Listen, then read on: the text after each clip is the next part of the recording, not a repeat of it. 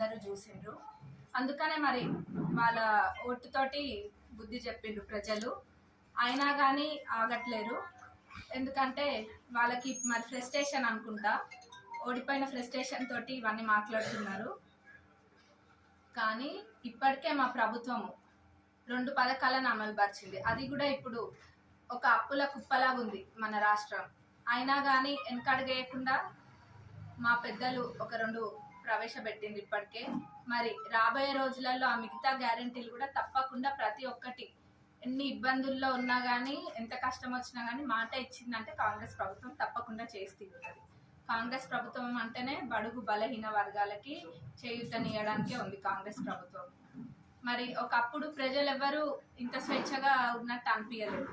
ఇప్పుడు ఒక స్వాతంత్రం వచ్చిన విధంగా భావిస్తున్నారు, ముఖ్యంగా ఇక్కడ మా పాలకుర్తిలో అయితే. మరి ఆ రైతు బంధు కూడా దాదాపు చాలా మందికి పడ్డది. ఒక 70% దాకా పడి ఉండవచ్చు, తప్పకుండా 70% దాకా పడ్డది. మిగతాది కూడా మా గౌరవ ముఖ్యమంత్రి గారు చెప్పడం జరిగింది, ఫిబ్రవరి ఎండింగ్ కల్లా ఇంకేదైనా ఉన్నా కానీ అందరికీ పడుతుంది. వాళ్ళకి ఇప్పుడు మరి అంటే ఏమి చేయాలో తోచకుండా ఇవన్నీ విమర్శిస్తున్నారు. 2 నెలలు నిండా 2 నెలలు అంటే 2 నెలలు కూడా కాలేదు, అప్పుడే బయలుదేరిండ్రు మా పైన బురద జల్లడానికి. తప్పకుండా ప్రజలు మళ్ళీ బుద్ధి చెప్తారు.